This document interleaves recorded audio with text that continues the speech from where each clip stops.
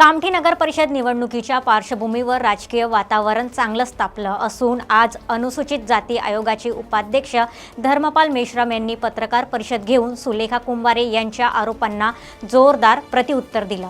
त्यांनी म्हटलं की कामठीत 35 वर्षांनंतर भाजप सत्तेत येण्याची शक्यता निर्माण झाल्यामुळे महसूल मंत्री चंद्रशेखर बावनकुळे विनाकारण वादात ओढण्याचा प्रयत्न सुरू आहे आणि हा प्रकार निंदनीय आहे। मेश्राम यांनी पुढे सांगितलं की देवेंद्र फडणवीस यांच्या नेतृत्वात राज्यभर विकास झाला आणि त्याच पद्धतीने चंद्रशेखर बावनकुळे यांनी कामठी व नागपूरमध्ये मोठी विकास काम उभी केली आहेत। निवडणुकीपूर्वी सुलेखा कुंभारे यांच्या बहुजन एकता मंचनी युतीही महायुतीसोबत होती, मात्र अचानक खालच्या पातळीवर जाऊन टीका करण्यामागे कोणती भूमिका आहे असा सवालही मेश्राम यांनी उपस्थित केला। ड्रॅगन पॅलेसला देण्यात आलेला मोठा निधी आणि त्याला जागतिक पातळीवर नेण्याचा प्रयत्न हा सरकारचा सकारात्मक उपक्रम असतानाही अनाथांनी आरोप केला करणं योग्य नाही असा टोला त्यांनी सुलेखा कुंभारे यांनी लावला। निवडणुकीचा निकाल लोकांचा कल स्पष्ट करेल अशी प्रतिक्रिया देत त्यांनी हा वाद ताणू नये अशी सर्वांना विनंती केली। कामठी नगर परिषदेची निवडणूक भारतीय जनता पक्ष म्हणून 35 वर्षानंतर पहिल्यांदा जिंकण्याची शक्यता आम्ही निर्माण झालेली आहे आणि त्यातल्याच एका वैयक्तिक वादापोटी अनेक विषय या निवडणुकीच्या निमित्तानं सुरू देखील आहेत हे आपल्याला माहिती आहे।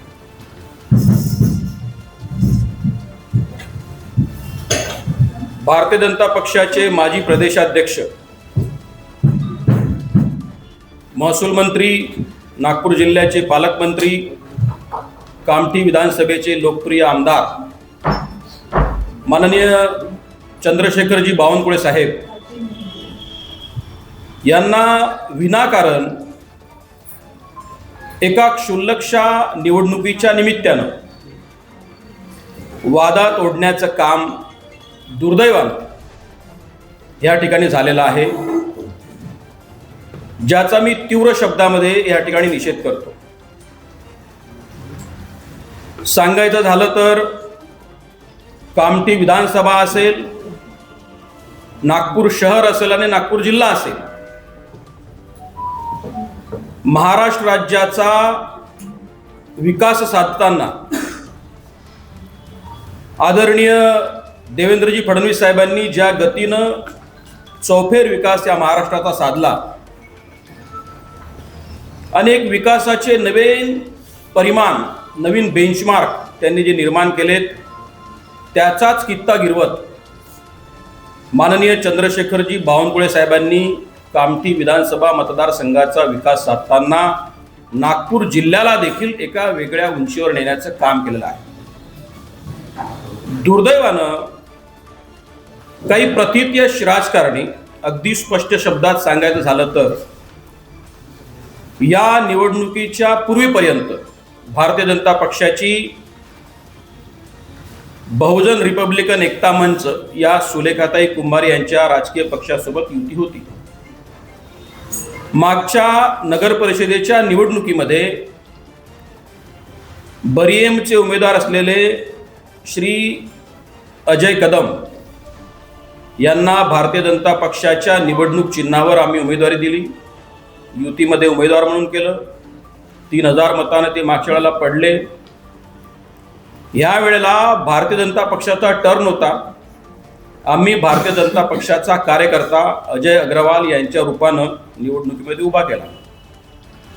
इथपर्यंत सगळं बरं होतं, परंतु कालपर्यंत युतीमध्ये असलेल्या सुश्री सुलेखाताई कुंभारे यांनी अगदी पातळी सोडत वैयक्तिक स्तरावर बावनकुळे साहेबांवरती जे काही आरोप केलेले आहेत ते आम्हाला मुळात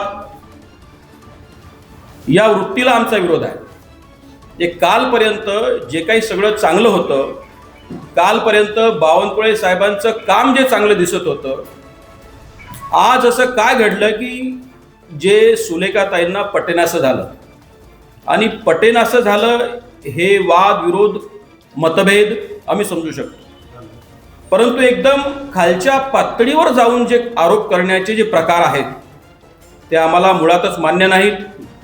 सुलेखाताई असं म्हणाल्या की आम्ही मुख्यमंत्र्यांकडे त्यांच्या राजीनाम्याची मागणी करणार आहेत।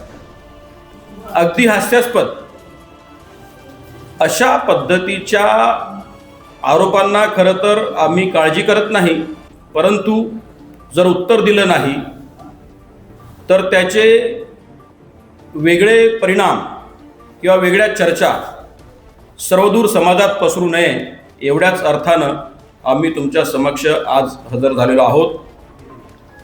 कामठी शहराचा विकास साधताना माननीय बावनकुळे साहेबांनी ड्रॅगन पॅलेस टेम्पलला एवढा निधी दिला की आज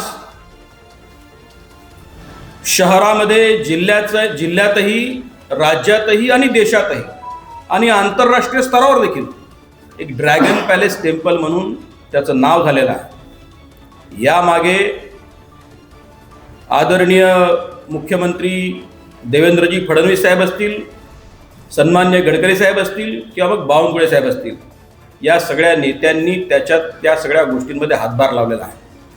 असं असल्यावरही एका क्षुल्लकशा निवडणुकीच्या संदर्भाने एवढी आग्रही भूमिका मांडत अगदी खालच्या पातळीवर आरोप करणे हे एका सुज्ञ राजकारण्याला शोभण्यासारखं मला तरी निश्चित वाटत नाही. आणि त्यांनी ज्या पद्धतीचे आरोप केलेले आहेत ते आरोप योग्य ठिकाणी, मग ते प्रशासकीय व्यवस्था असेल, जिल्हाधिकारी असतील, निवडणूक आयोग असेल, अशा ठिकाणी करण्यापेक्षा त्यांनी जी काही आज दरी जी कमी झालेली आहे, भारतीय जनता पक्ष आणि अनुसूचित जाती वर्ग विशेषत्वाने बौद्ध समाज, ही दरी त्यांनीच त्यांच्या प्रयत्नातून जी कमी झाली होती ती दरी त्यांनी आता पुन्हा एकदा रुंदावण्याचं काम देखील केलेलं आहे. त्यामुळे समाजाचा देखील त्यांच्यावर किती विश्वास भविष्यात बसेल याबद्दल मी स्वतः एक व्यक्ती म्हणूनही आणि बौद्ध समाजाचा अनुयायी म्हणूनही जरा साशंक आहे. त्यामुळे मी पुनश्च आपल्या माध्यमातून या सगळ्या वादावर पडदे पाडत विनंती करतो, आवाहन करतो की निवडणुकीचे निकाल 21 तारखेला प्रसिद्ध होणार आहेत. जे काही व्हायचं ते होईल. निवडणुकीचे निकाल तिथल्या सर्वसामान्य जनतेनं जे काही मताधिकार जे त्यांना दिलेला आहे या देशातल्या संविधानानं, लोकशाहीनं, त्याच्या माध्यमातून जे निवडणुकीचे निकाल असतील ते येतील. परंतु ही मात्र जी दरी आहे, सामाजिक दरी आहे, धार्मिक दरी जी रुंदावण्याचे जे काम जे होत आहेत ते कोणीही करू नये एवढंच आवाहन मी आपल्या माध्यमातून या प्रसंगी या पत्रपरिषदेच्या माध्यमातून करतो.